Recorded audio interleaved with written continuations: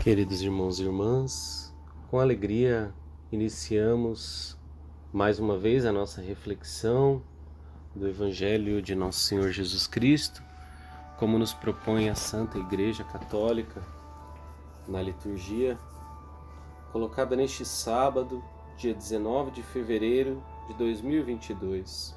Abramos o nosso coração ao Espírito Santo e à presença de Maria Santíssima, nossa Mãe, neste sábado, dedicado especialmente a ela. Em nome do Pai, do Filho e do Espírito Santo. Amém. Vinde, Espírito Santo, vinde, por meio da poderosa intercessão do Imaculado Coração de Maria, vossa amadíssima esposa.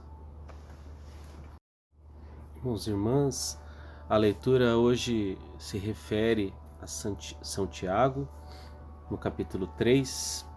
Este capítulo, São Tiago vai falar especialmente sobre os pecados da língua.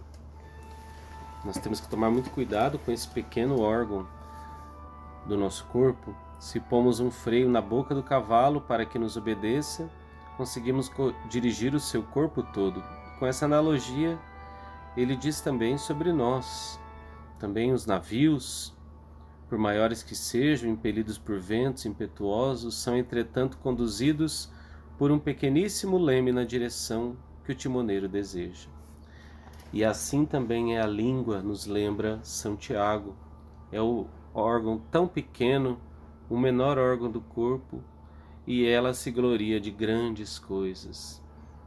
Podemos, então, tomar muito cuidado com os pecados da língua, que são a maledicência, a calúnia, a difamação, a fofoca e tantas outras coisas que podem atrapalhar a nossa caminhada. E tomemos cuidado também com aquilo que nós falamos para os outros, para as outras pessoas.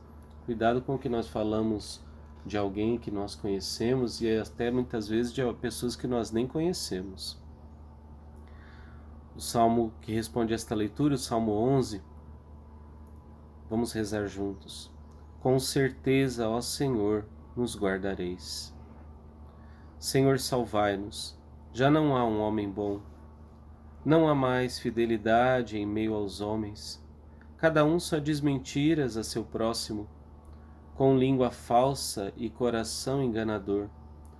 Senhor, calai todas as bocas mentirosas e a língua dos que falam com soberba, dos que dizem: nossa língua é nossa força, nossos lábios são por nós quem nos domina.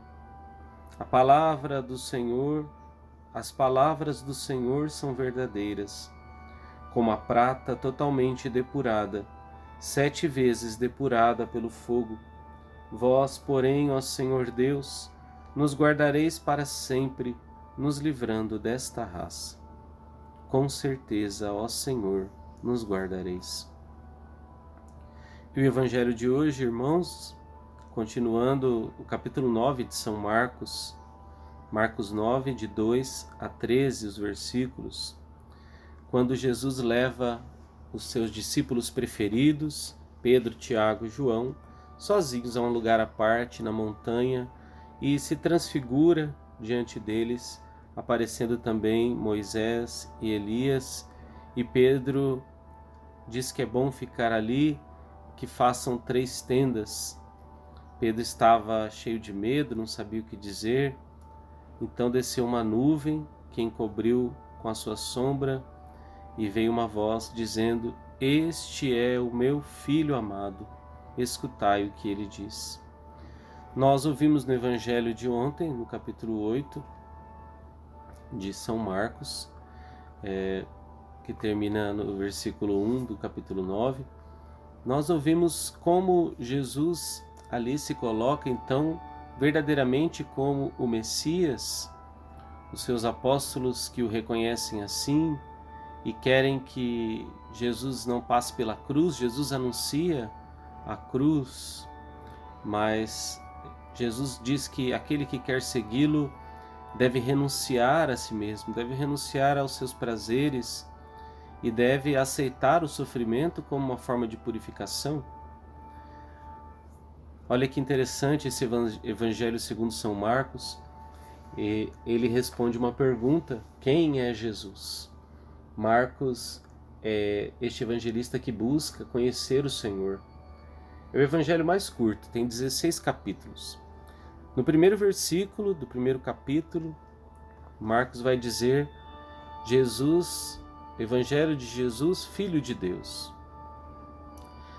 Lá no último capítulo, 16, Jesus já na cruz, antes de ressuscitar, já morto, o centurião romano olha para o Senhor, depois de tê-lo transpassado pela lança, vai dizer: este era verdadeiramente o Filho de Deus. E no capítulo 8, bem na metade deste evangelho, Pedro vai dizer em nome da igreja: tu és o Messias. Jesus é o Messias, ele é o Filho de Deus. Mas Jesus é o servo sofredor que deve passar pela cruz. Ele vai anunciar isso 3 vezes, insistentemente. Depois de anunciar a primeira vez, Jesus vai se transfigurar diante dos apóstolos, aqueles que estão à frente da igreja, Pedro, Tiago e João.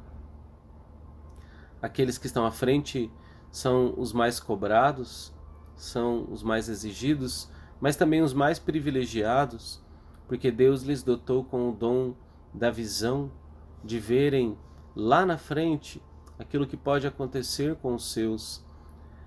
Nós podemos e devemos, nós que somos coordenadores, pastores do rebanho, precisamos olhar e vislumbrar o futuro para que as ovelhas não se percam por falta de pastoreio nosso. E Pedro, Tiago e João tiveram esta graça de entrarem na oração mais profunda, de conhecerem Jesus na sua essência. Ele que é o resumo da lei e dos profetas, representados ali por Moisés e Elias. Eles então puderam ver a glória de Jesus ressuscitado bem antes da sua paixão. Por quê? Para que eles pudessem passar pelo sofrimento, para que eles pudessem ver Jesus na agonia. Também foram eles que subiram o Horto das Oliveiras e viram Jesus suando sangue, agonizando pelos pecados de todos nós. Foram eles também que, de uma maneira ou de outra, foram com Jesus até o Calvário, até o Monte Getsêmani, foram até a sua ressurreição.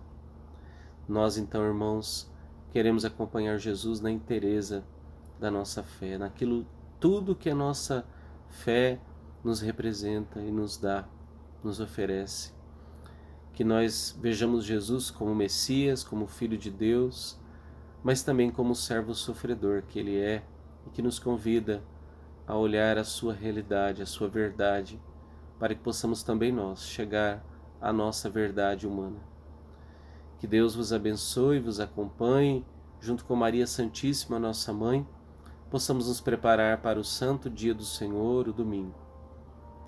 Louvado seja o Santíssimo Sacramento, para sempre seja louvado, e nossa Mãe Maria Santíssima.